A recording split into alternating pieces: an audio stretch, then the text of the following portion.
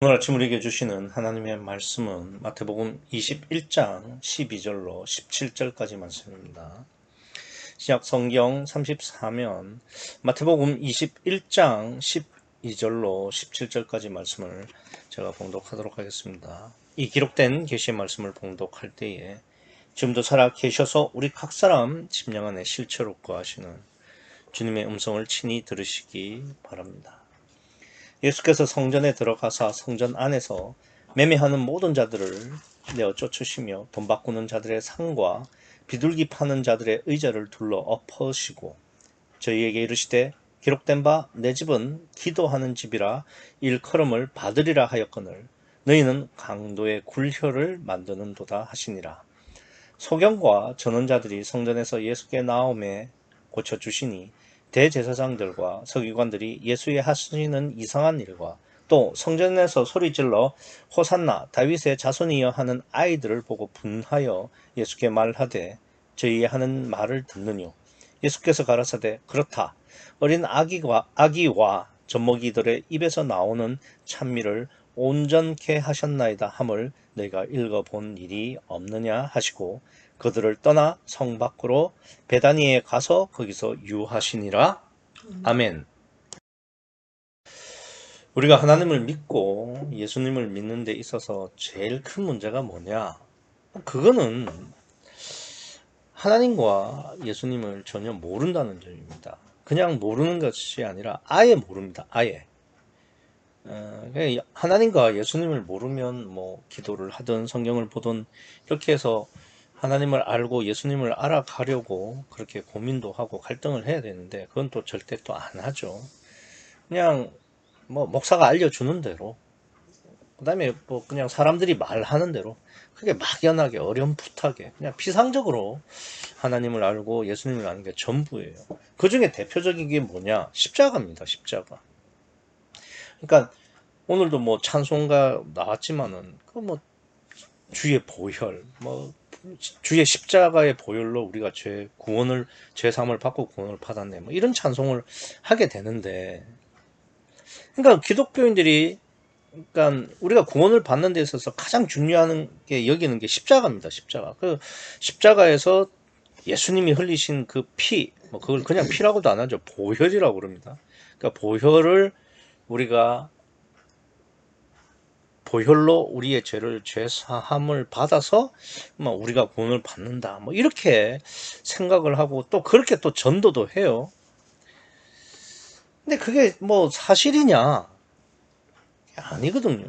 그래서 사실 뭐 하나님을 알고 예수님을 알고 이런데 굉장히 게으르면서 그리고 또 그 구원을 받는 데 있어서 십자가는 제일 중요하다고 하면서도 하나님도 모르고 예수님도 모르고 십자가도 전혀 모르고 있다는 게 가장 큰 문제입니다.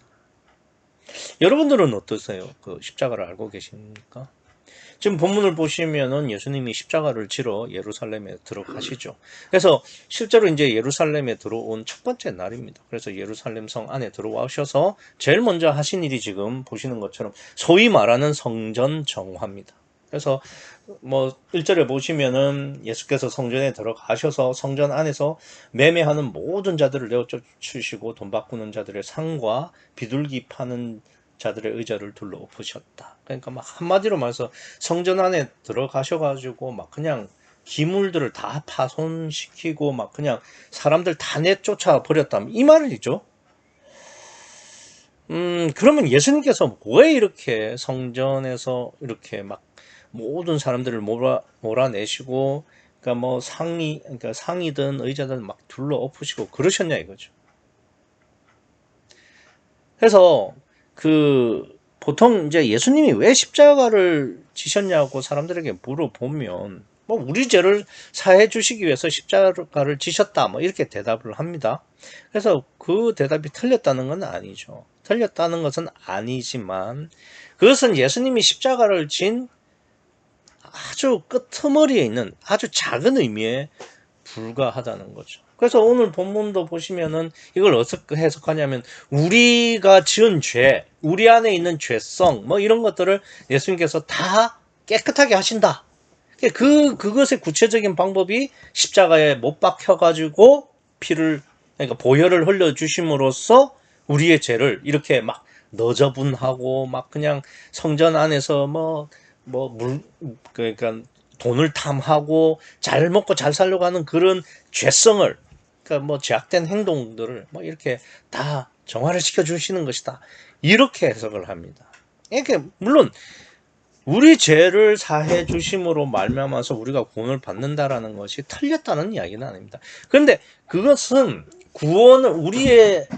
우리가 구원을 받는 데 있어서, 영혼 구원을 받는 데 있어서 아주 작은, 정말 저 끄트머리에 있는 그런 이유다 이 말이죠. 우리가 예수님이 왜 십자가를 지느냐를 따지려면은 더 본질적인 이유를 찾아야 되는 거죠. 그래서 늘 말씀을 드리지만은 예수님께서 왜 십자가를 지시느냐? 그게 마태복음 20장 앞장에 보면은 19절에 적혀 있죠. 이방인들에게 넘겨주어 그를 능력하며 채찍질에 십자가에 못 박게 하리니. 그러니까 이게 없다는 게 아니에요. 그러니까 보혈로 우리 죄를 사해주던 그건 맞다 말이죠. 그런데 그거는 그냥 과정이고 목적은 어디에 있다? 제3일에 제3일에 살아나리라. 그러니까 부활을 목적으로 한 십자가, 보혈, 이렇게 표현을 해야 되는 거죠. 그러니까 부활이 더 근본적인 목적입니다. 그런데 부활도 사실은 변두리예요.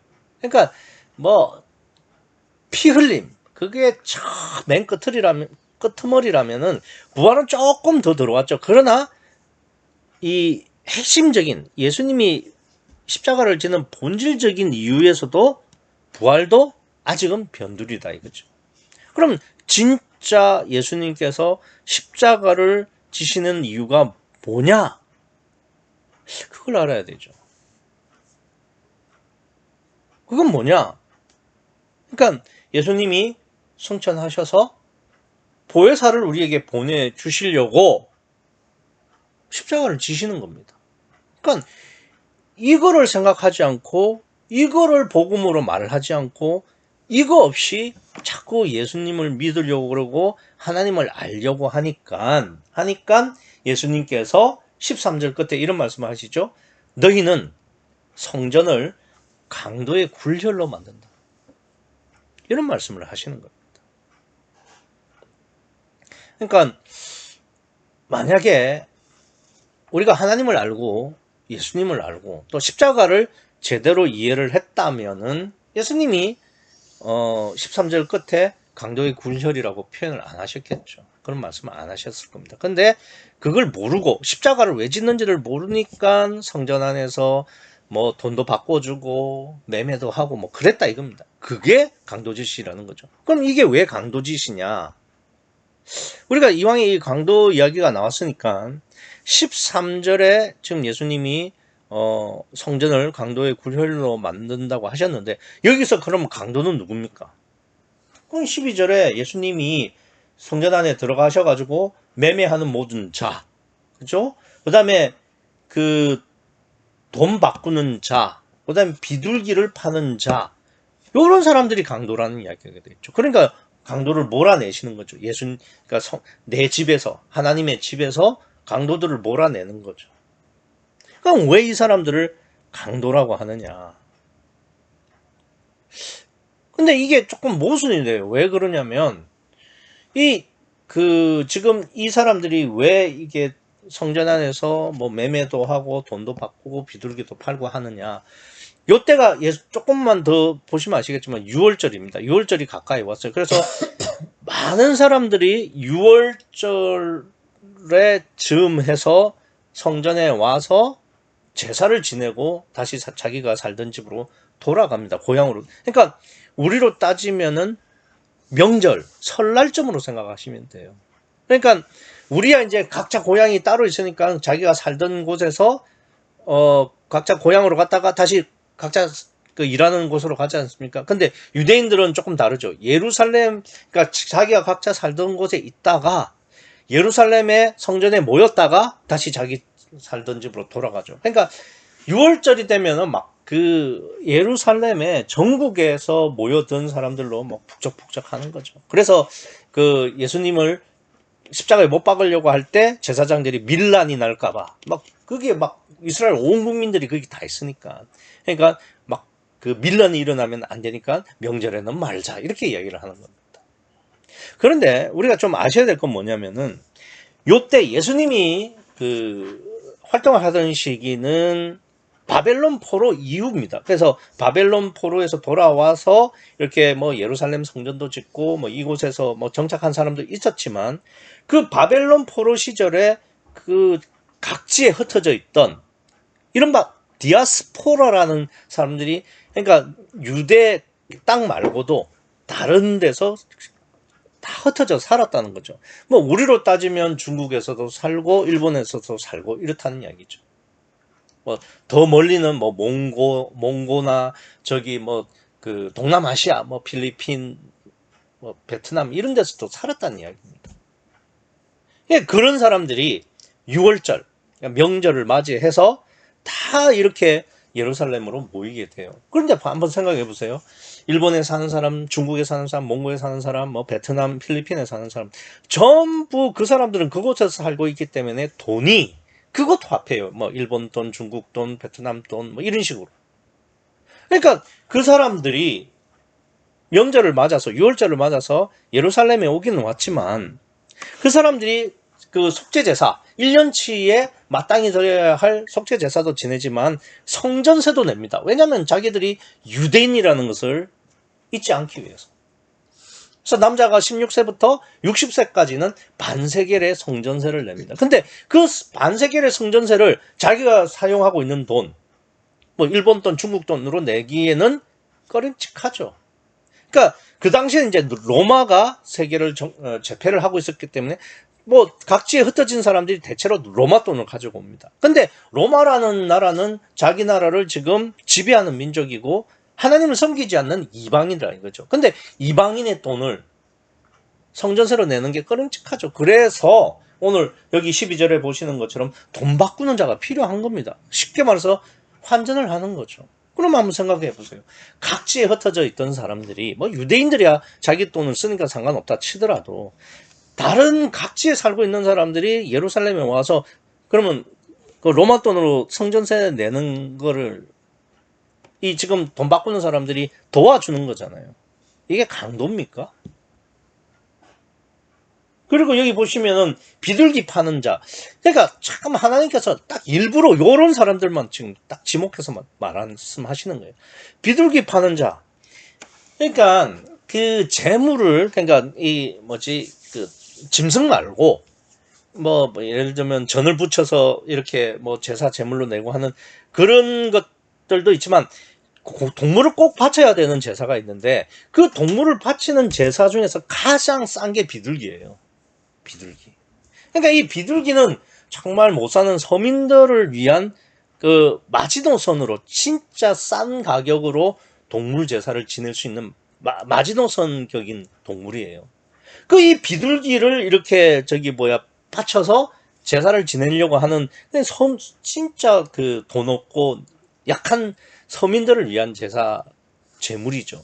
근데 요즘이야 우리나라 같은 경우에는 뭐 도심에 비둘기들이 막 여기저기 널렸잖아요. 그래서 마음만 잡으면 잡을 수도 있죠.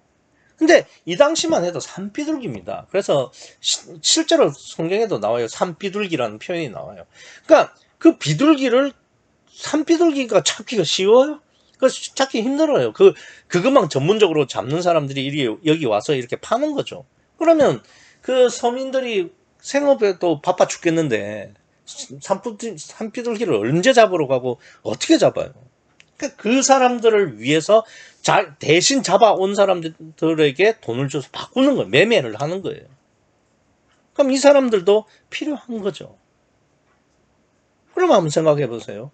돈을 바꿔주는 사람, 또 비둘기를 판매하는 사람, 이렇게 매매하는 사람들이 오히려 고마운 거 아닌가요?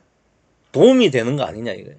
근데 예수님 지금 13절에 보시면 끝에 강도의 굴혈로 만들고 있다.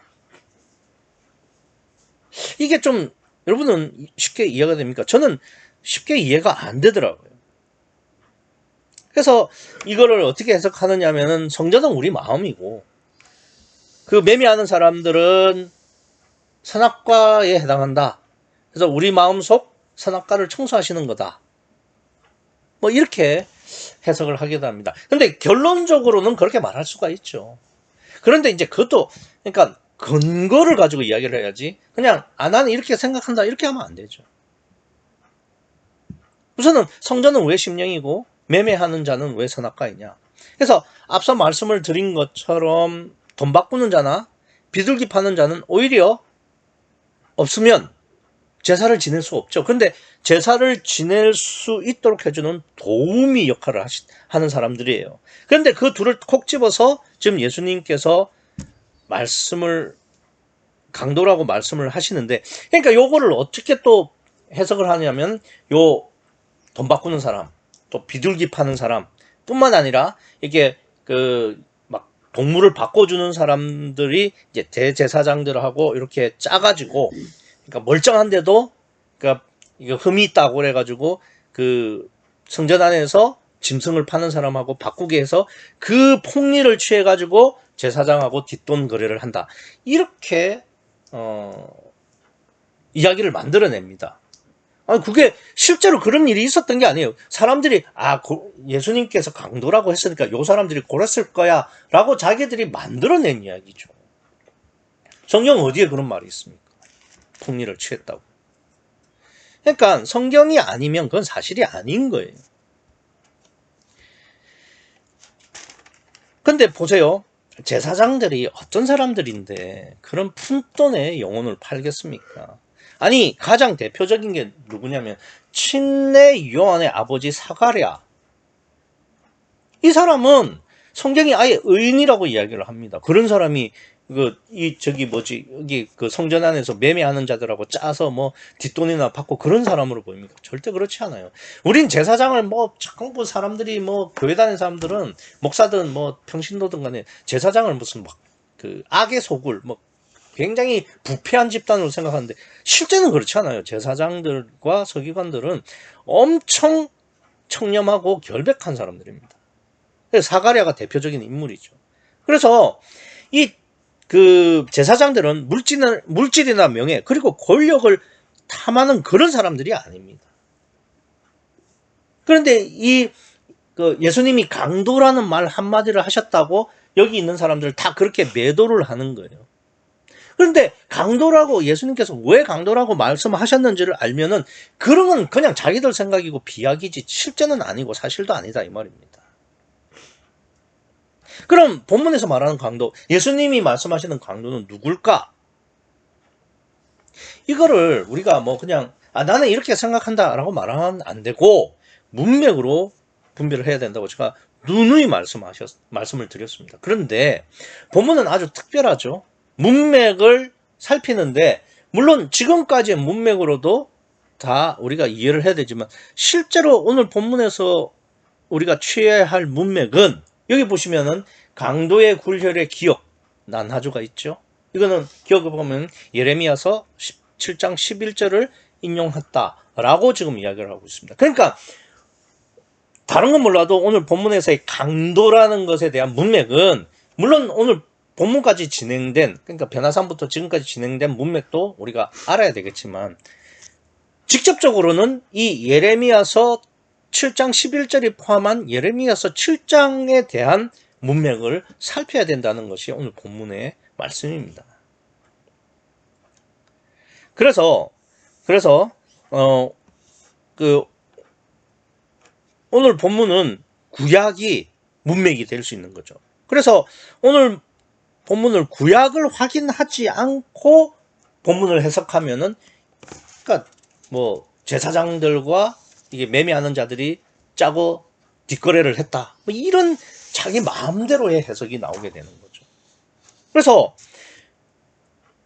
예수님이 말씀하시는 이 강도가 누군지 예레미야서 7장에서 특별히 11절에서 우리가 한번 직접 확인을 해야만 되는 거죠.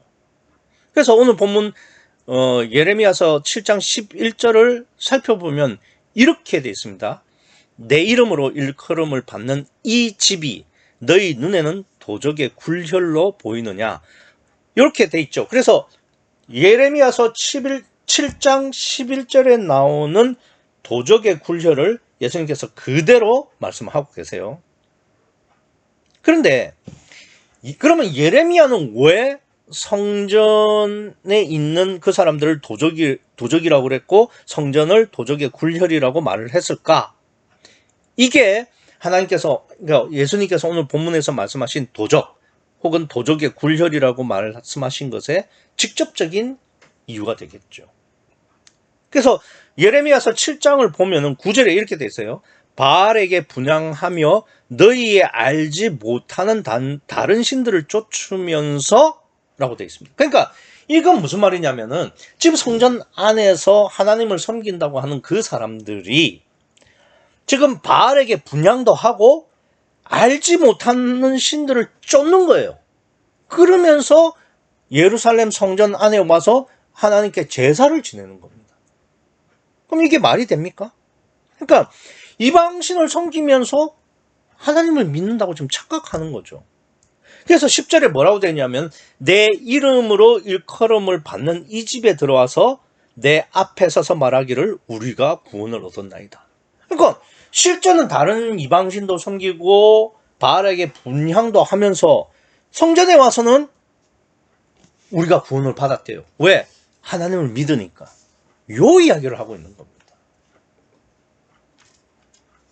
그래서 10절 하반절에 보면은 이는 이 모든 가정한 일을 행하는 것이다. 이렇게 이야기를 하는 겁니다. 그러니까 내 집을 강도의 굴혈로 만든다는 것은 뭐냐면은 하나님을 믿으면서도 사실은 다른 신을 섬기는 것. 그러니까 성전에서 하나님께 제사를 지내면서 실제는 다른 신을 믿는, 그걸 강도의 굴혈이라고 그러고, 그리고 하나님을 믿는 것 외에 다른 신, 이방신을 섬기도록 가르치는 게 강도짓을 한다는 겁니다. 즉 하나님의 백성을, 하나님의 심령을 다른 이방신에게 넘기는 거, 이게 강도짓이죠. 왜냐, 원래는 하나님의 심령이고 하나님의 것인데 그 사람들을 이방신에게 강제로 뺏어서 도적질을 하는 거잖아요. 그래서 강도라고 이야기를 하는 겁니다. 그래서 12절에는 요걸 조금 더 구체적으로 말하죠. 너희는 내가 처음으로 내 이름을 둔 초소 실로에 가서 내 백성 이스라엘의 악을 인하여 내가 어떻게 행한 것을 보라 이거죠.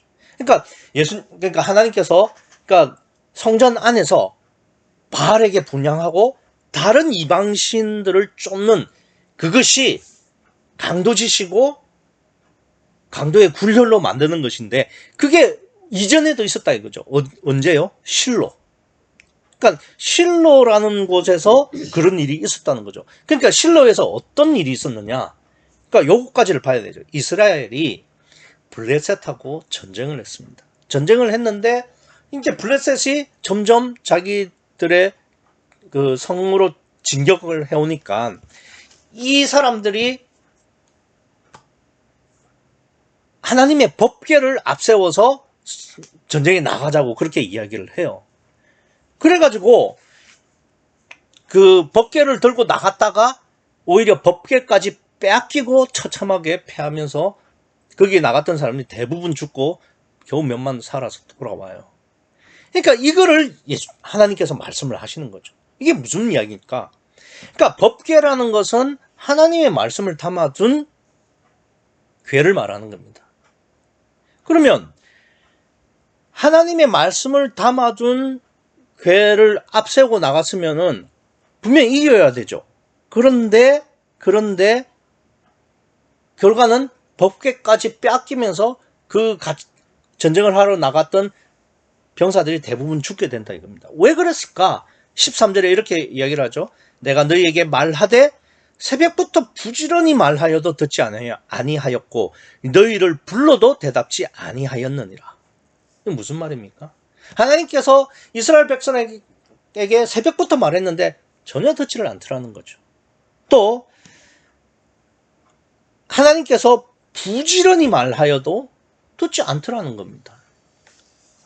이거는 관계성의 단절이에요. 그러니까 하나님은 아무리 말해도 백성들은 귀를 닫고 마음을 돌려서 누구한테 마음을 쏟는 거예요? 바알에게, 이방신에게.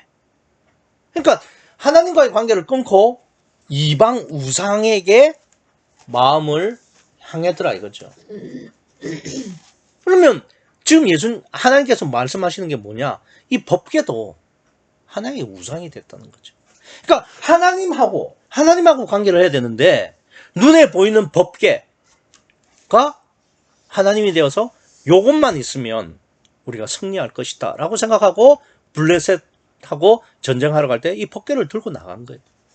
물론 법궤 안에는 하나님의 말씀인 모세가 가져온 2개의 돌판이 있죠. 10계명의 돌판이 있죠.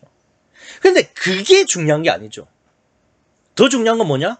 하나님이 새벽부터 말씀하실 때 귀담아 듣고 부지런히 말할 때 들을 수 있는 그 하나님께로 내 마음을 향해야 되는 그 하나님과의 관계성이 중요했던 거죠.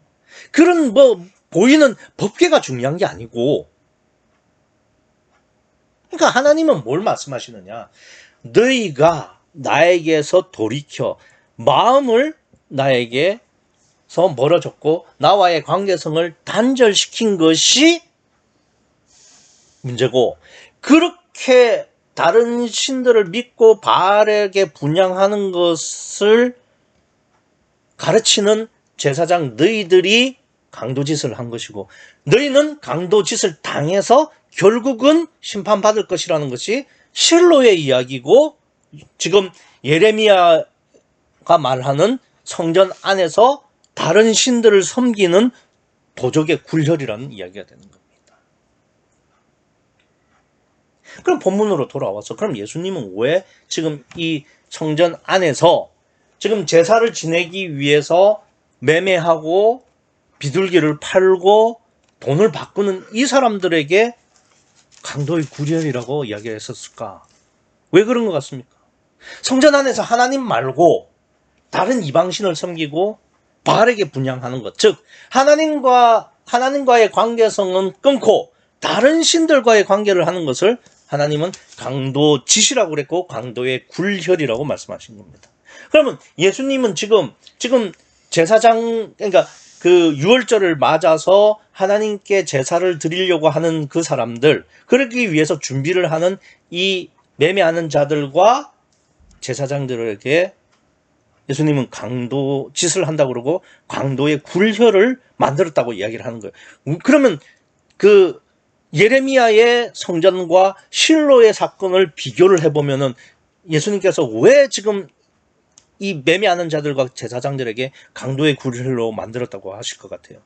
왜 그런 겁니까?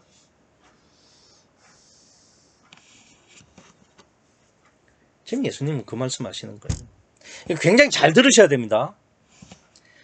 지금 구약의 말씀에 따라서 드리는 이 제사 자체가 하나님 기준에서는 우상을 섬기는 거예요. 잘 들으셔야 됩니다. 지금 예수님은 구약을 다른 이방을 신을 섬기는 우상과 같다고 지금 말씀하시는 겁니다. 굉장히 중요한 말씀이에요. 그러니까 보세요. 하나님의 법궤 안에 불경이나 코란이 들어있는 게 아니에요. 모세가 직접 받은 10계명 2개의 돌판이 들어가 있다 이겁니다. 그건 하나님의 말씀이에요. 그런데 그 말씀을 가지고 블레셋과 전쟁하러 간 그 자체를 하나님은 너희가 이방신을 섬기는 것과 같다고 이야기를 하시는 겁니다. 그 왜 그럴까요? 이 사람들은 보이는 법궤를 믿었지 하나님을 믿은 게 아니거든요. 그러니까 진짜는 관계성의 문제고 하나님과의 관계성의 문제인데 지금 구약은 이방신들을 섬기기 때문에 그 강도의 굴혈이라고 그랬고, 그렇게 하는 제사장들을 강도 짓을 한다고 말씀을 했어요. 이까지는 이해가 쉬워요. 그런데 오늘 본문에서 예수님이 말씀하시는 거는 구약 제사를 보고 지금 강도의 굴혈이라고 하니까 이해가 잘 안 되는 거죠.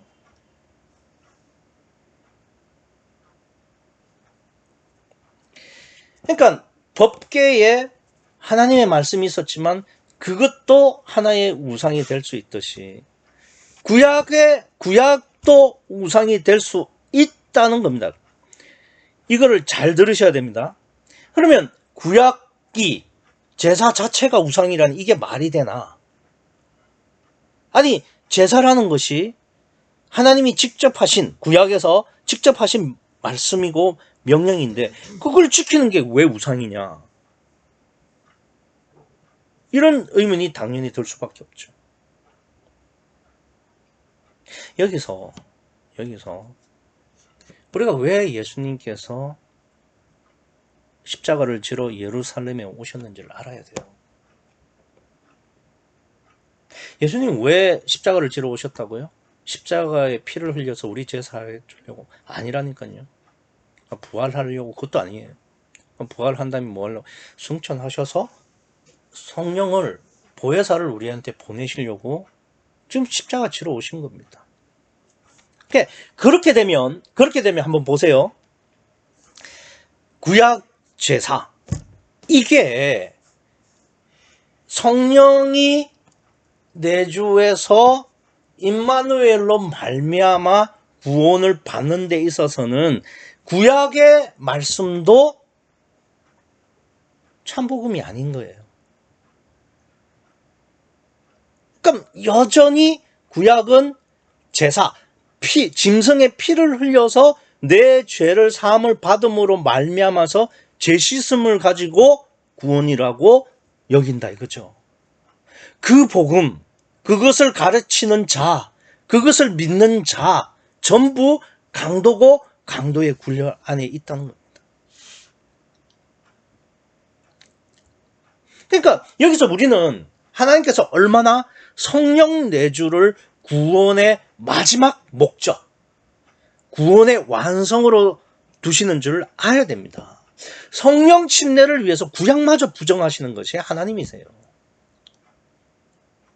그러니까 하나님이 함께 하시는데 몸 밖에서 함께 하시는 구약은 결국은 이방을 섬기는 것이나 이방신을 섬기는 것이나 마찬가지라는 말씀을 하시는 거예요.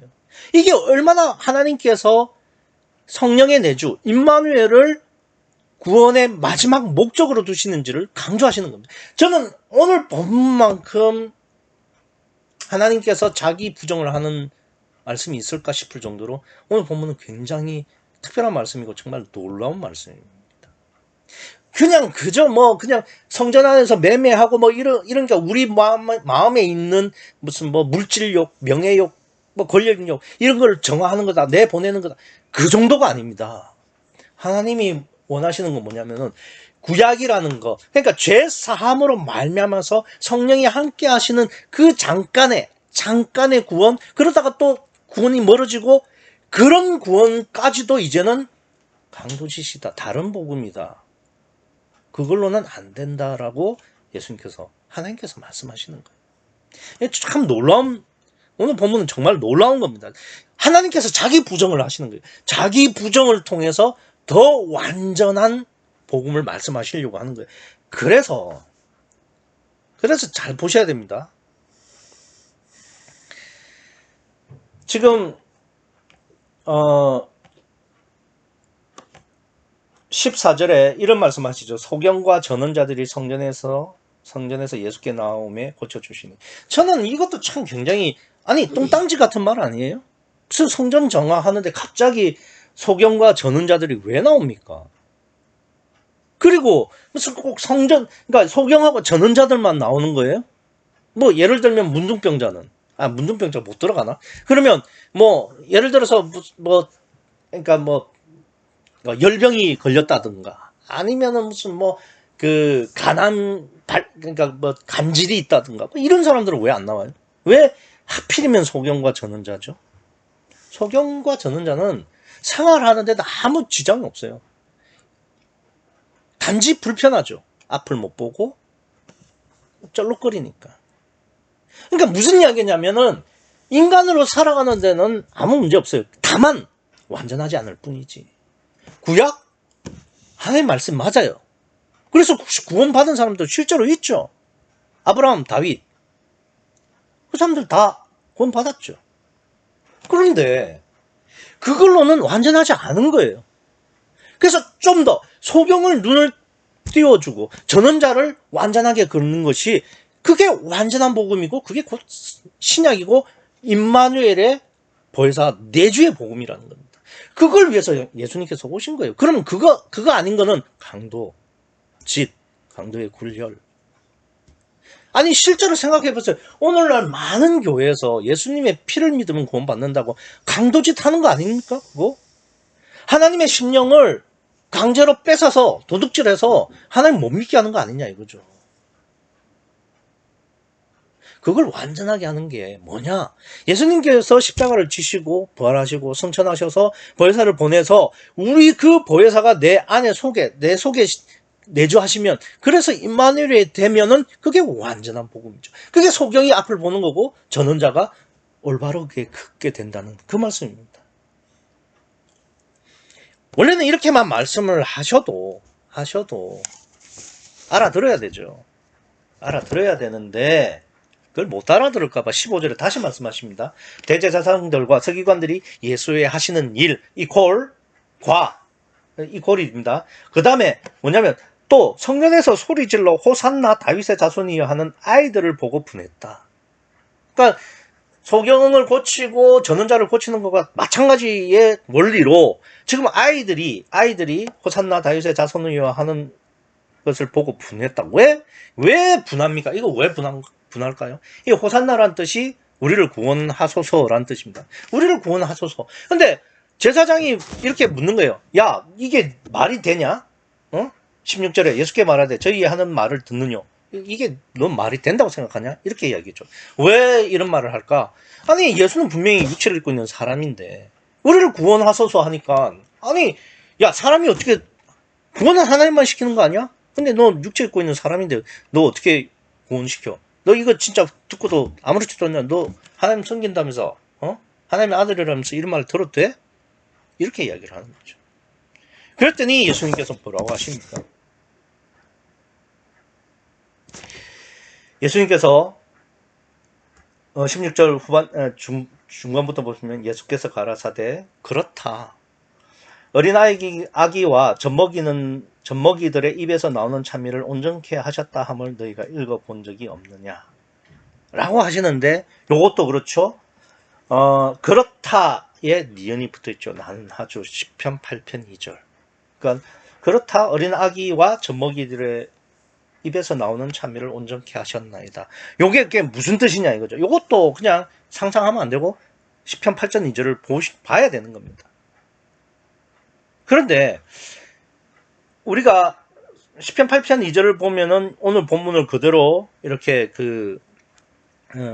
인용을 했는데 본문에서는 어린 아기라고 돼 있지만 10편에서는 어린 아이 요거 용어 단어 차이인데 헬라어는 같은 단어예요. 근데 여기 보시면 어린 아기와 젖먹이들의 입에서 나오는 찬미를 온전케 하셨다라고 되어 있는데 근데 여기서 우리가 상식적으로 생각을 해보시면 어린 아기는 좀 애매합니다. 그런데 젖먹이들의 입에서 나오는 찬미? 말이 됩니까? 우리 젖먹이라고 하면 보통 12개월 미만 된 아이들을 말을 합니다. 젖먹이들은. 근데 물론 말을 빨리 하는 애들은 한 살 이전에도 하기도 합니다만은 대체로 젖먹이들은 말을 못하죠. 아직 옹알이 정도. 찬미가 웬 말입니까? 찬미는 생각도 못하죠. 말이야 어쩌다가 옹알이 할 수 있다고 쳐도 찬미는 불가능하죠. 그러니까 이거는 육적인 이야기를 하는 게 아니에요. 어린아이와 젖먹이는 그만큼 낮은 심령, 약한 심령, 가난한 심령을 말하는 거죠. 그러니까 이 가난한 심령들의 입에서 나오는 찬미를 완전케 했다, 온전케 했다. 이게 무슨 말입니까? 그 가난한 심령이라 해도 구약에는 계속 성령이 왔다 갔다. 어떨 땐 구원받고 어떨 땐 구원 못 받고, 사울 왕도 가난한 심령일 때도 있었죠. 그때는 하나님과 함께 하시고, 아닐 때는 성령이 떠나고. 그래서 결국 사울 왕은 구원 못 받고 끝났잖아요. 자살했으니까. 그게 온전하지 않다 이거예요. 그런데 온전한 가난한 심령에서 나오는 참미가 온전케 된다. 이거는 무슨 말이냐면, 이제부터는 성령이 내주하심으로 말미암아서 한 번 구원받은 거는 절대 바뀌지 않는 거죠. 온전해진다 이겁니다. 그게 성경이 보고 전원자가 바르게 걷는 거, 똑같은 완전함, 온전함이 된다 이거죠. 그게 뭐냐? 지금까지는 구약의 성령이 몸 밖에서 함께 했지만, 예수님이 십자가를 지신 이후부터는 어떻게 된다? 성령의 내주로 말미암아서 완전한 온전한 구원의 마스터 플랜이 이제 완성이 되는 거다 이 말입니다.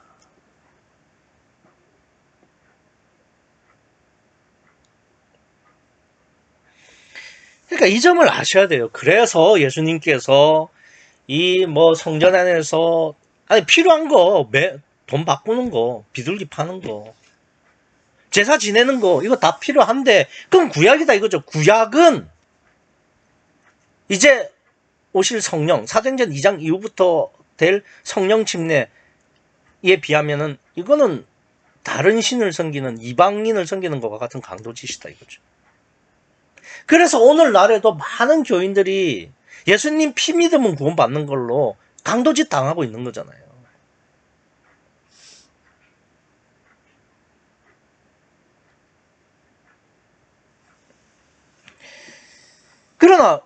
그러나 예수님께서 아직 십자가를 지시지 않았죠? 성령은 사도행전 2장 이후에 나오죠? 그래서 13절에 보시면은 내 집은 기도하는 집이라 일컬음을 받으리라. 지금이 아니라는 거죠.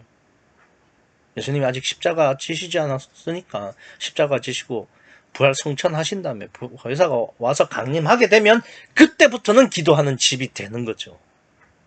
아직까지는 아니고.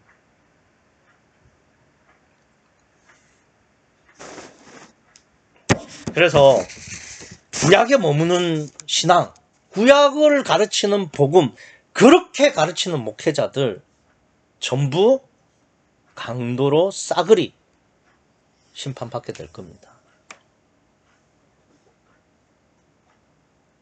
그러니까 우리가 참 복음을 알고 또 그 구원을 위해서 고민하고 갈등하는 우리는 정말 복을 받은 거죠. 대신 복을 받기도 했지만 우리한테 주어지는 책무도 있죠.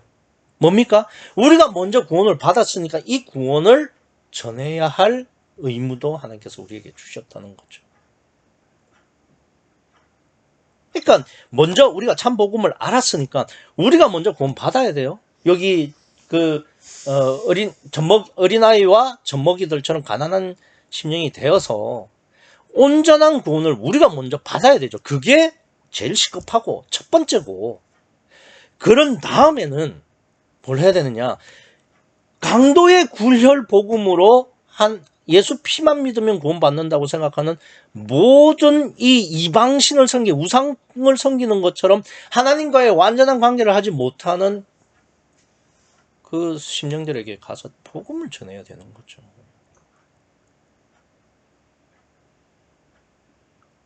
그러니까 오늘 본문을 보시면 저는 진짜 깜짝 놀랐고 진짜 어떤 면에서는 좀 벌벌 떨렸어요. 왜 그러냐면은, 아니 하나님은 당신이 주신 복음, 구약도 복음입니다.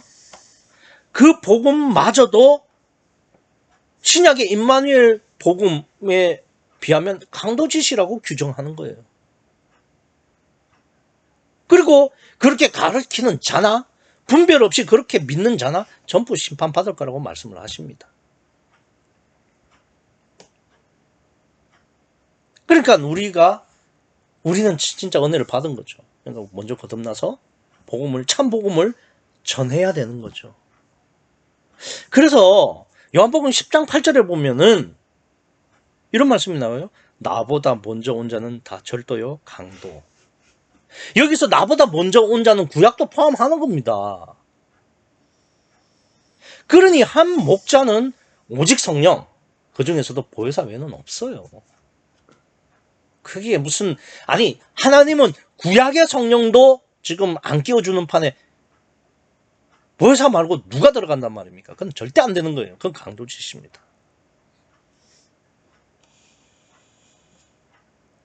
그래서 우리가 오직 성령이 되기 위해서는 우선은 가난한 심령이 돼야 되죠. 그래야 성령이 우리한테 들어오실 거 아닙니까? 근데 그 가난한 심령이 뭐냐? 그 가난한 심령이 뭡니까? 여기 보시면은 어린아이와 젖먹이들이라고 되어 있잖아요. 어린아이와 젖먹이가 어떤 존재인데요? 가장 낫다, 그래, 그 맞는데, 구체적으로 어린아이와 젖먹이들은 뭡니까? 어떤 애들이에요? 걔네들은 엄마만 찾아요. 그렇지 않습니까? 거의 24시간 엄마랑만 관계합니다. 그리고 늘 엄마한테만 관심이 있어요. 눈도 못 뜨고 아무것도 모르지만 엄마 가슴만 찾아요. 그죠? 이게 가난한 심령입니다. 이게 그냥 오직 성령, 오직 주님, 하나님만 찾고 하나님과만 관계하려고 하고 하나님만 관계하는 그런 심령. 그게 가난한 심령입니다. 다른 심령이 아니고. 그렇게 가난한 심령이 돼서 내가 먼저 성령 침례로 말미암아서 임마누엘이 돼서 성령 내주로 말미암아서 구원을 받고 그 복음, 참 복음인 구유 복음을 다른 사람에게 전해줘야 할 사명이 우리에게 있는 거죠. 그래서 제가 묵도 시간에 고린도전서 3장 17절을 읽어드렸습니다. 너희가 하나님의 성전인 것과 하나님의 성령이 너희 안에 거하시는 것을 알지 못하느냐. 깨달아야 됩니다. 여기까지 깨달아야 돼요. 성령이 내 못 밖에 계셔서 내가 그분하고 이렇게 관계를 맺고 하는 게 아니라 젖먹이들처럼 오직 주님, 오직 성령의 믿음으로, 마음으로 주님만 보고 주님만 찾고 주님하고만 관계하다가 그 성령이 내 속에 들어오셔서 임마누엘 되셔서 내가 온전히 구원을 받고 그리고 그 복음 그대로를 다른 이에게 예수님처럼 전할 수 있는 그 믿음까지를 나아가야 된다는 겁니다. 그래서 지금 많은 강도짓을 당해서 강도의 굴열 안에 있으면서 심판을 받으러 가는 그 사람들 중에 가난한 심령이 있잖아요. 그 사람들을 우리가 참 복음으로 하나님께 되돌려놓아야 되는 그 사명을 우리가 받았다는 사실을 잊지 마십시오. 우선은 내가 젖먹이와 같이 가난한 심령이 되십시오. 그래서 구원을 받으십시오. 그 후에 참 복음을 전하는 그것을 내 육신의 삶의 유일한 소원으로 삼으시고 하나님만 바라보며 나아가는 여러분과 제가 되기를 간절히 소원합니다. 기도하시겠습니다.